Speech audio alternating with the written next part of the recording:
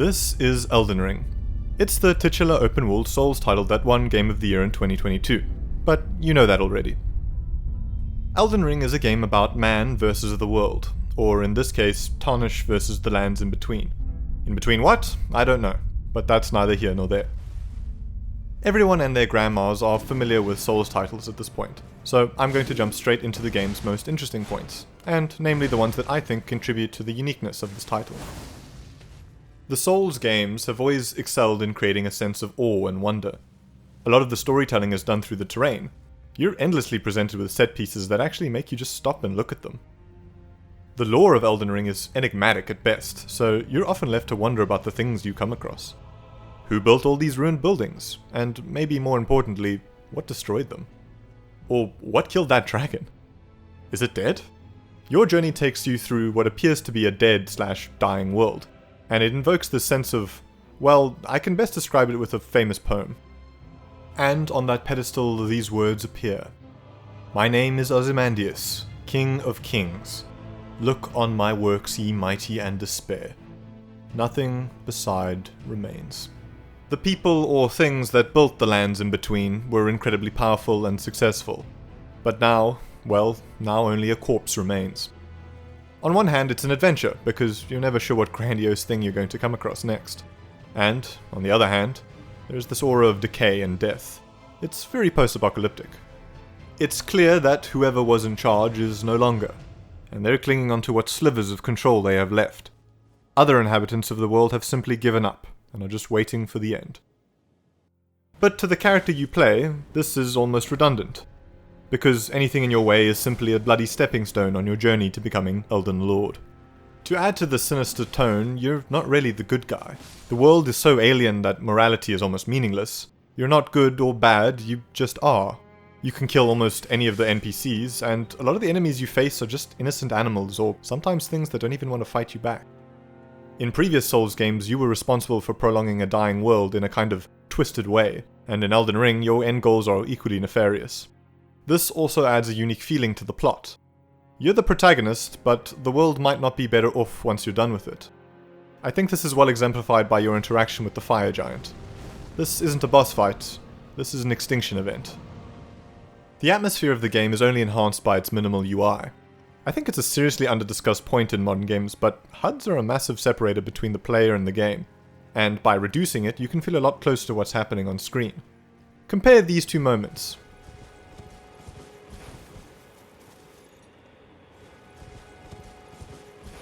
It might seem subtle, but I think it's a major contributor to immersion.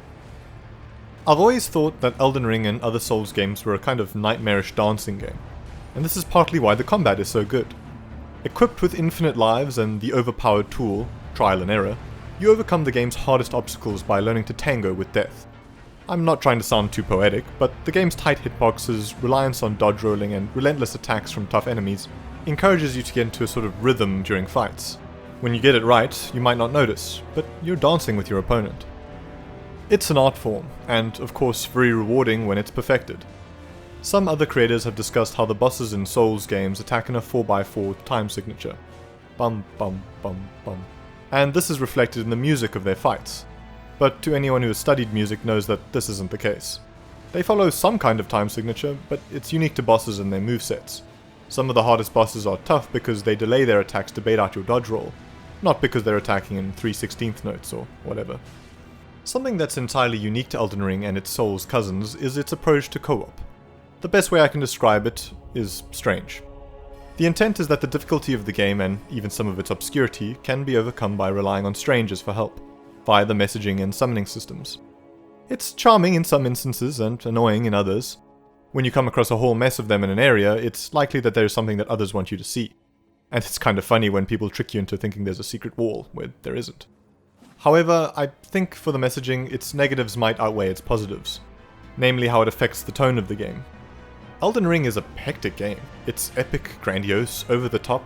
Hell, I'd go as far as saying it's kind of anime. Sure, it has quirky enemies, but it's a tough experience. You're up against the entire world, just about, and this invokes a David vs. Goliath feeling that makes your victories feel amazing. I describe it as intense but dire. So when you enter an area that is littered with graffiti that says dumb shit like "Rump ahead" or I wish I had mushroom, it can be a bit silly. I don't know. It doesn't really bother me that much, but the messages can really be out of place. Letting players run amok like this often ends in tomfoolery. The co-op summoning system I think ties in much better. Pride is a sort of meta theme in the Dark Souls games. Beating them is an accomplishment to say the least. Only 50% of players who actually bought the game have. The game teaches you humility when you try and take on some of the hardest bosses by yourself, only for you to have to swallow your pride and summon help. While on the other hand, if you do manage to defeat them, on the 87th attempt, you do feel a sense of pride and accomplishment that others may have missed out on. This ties in with the game's general approach, in that it's designed with a greater context in mind. The context of the internet and the larger gaming community. Games don't exist in a vacuum, and From Software knows that people are going to Google things and build collaborative knowledge together to unpack the secrets of the game. So, it's designed to encourage this. Basically, it's cryptic as hell, but players will work together to figure it out. The game gets praise for its unique way of giving lore in snippets of item descriptions, but this is a terrible way to tell a story. It's like giving you shredded pieces of a book that you have to put together while being plowed by Margit. But it works in From Software's recipe of trying to alienate you from the world so that you collab online to figure things out. Weirdly enough, the drip feeding of lore creates mystery and intrigue, especially when the world of Elden Ring is so strange. Hell, there are whole YouTube channels dedicated to figuring out the game's bizarre story. Thanks, George R.R. Martin. A lot of games will just vomit lore at you and expect you to care. Elden Ring tells you nothing, so you really have to go looking in the dark recesses to find it. This has definitely boosted the game's appeal. This ties in with some of its core game design, which is kind of antithetical to a lot of modern games. Whereas a lot of experiences are so worried that the player might miss out on an inch of the entire experience, Souls-like games intentionally hide things from players. Again, it's done so with the expectation of a collaborative mentality. They know players are going to collaborate online to figure these challenges out. It's probably the best example of this kind of game design, because you could miss about 40% of the game's content if you don't stray from the beaten path. This is evident in all the Souls games, but was particularly enhanced by the open world element introduced in Elden Ring. However, this brings me to a potentially contentious point about the game. The open world adds a lot in terms of depth and volume, but the game doesn't really shine in the open world sections. The best parts of Elden Ring are still when you're fighting bosses or navigating dungeons on foot. The open world just acts as a platform for the game to add more content. But getting to each interesting point on horseback in of itself isn't really that captivating. It doesn't really help that the horse combat is also really clumsy. I think the best fight you'll have on horseback is at the start of the game against one of these guys, or maybe the dragons. But these are the exception and not the norm. The mounted combat for a lot of builds is just dash in, hit, dash out. Compared to the combat of the rest of the game, this is really average. Maybe because Souls-like combat is so good, this stands out like a sore thumb. Luckily, you're never really travelling anywhere for more than 20 odd seconds before the next strange thing tries to kill you. Sheer absurdity is weirdly another one of the game's strongest selling points. Often you'll come across scenes or enemies that'll just make you think, what is that? You'll barely have a chance to figure it out before said thing tries to eviscerate you. Some have a semblance of real-life counterparts, others are just so strange that words can't really define them. This strangeness of the world sort of makes you feel like an adventurer, because you can't really predict what you'll come across next. This also keeps you on edge in some parts of the game, when the sites of grace are strategically placed far apart and you don't want to lose your souls. Runes. The game encourages a measured but quick approach, with a kill now and ask questions later kind of mentality. Offense is your best line of defense, when everything can kill you in a few swings. Even the crabs. I just love some of the bizarre things you have to fight, like malfunctioning suicidal puppets, purple ball things, and Wormface. Nothing quite captures the absurdity and chaos of the game like the fight with Radahn. You're taking part in a festival to kill the star-scourged cannibal demigod who has gone mad from scarlet rot, with a ragtag team of champions and potmen. Only for him to turn into a fucking comet and snipe you from low orbit. It felt like some weird alternative reality of D-Day, the way the game had you charging up that beach.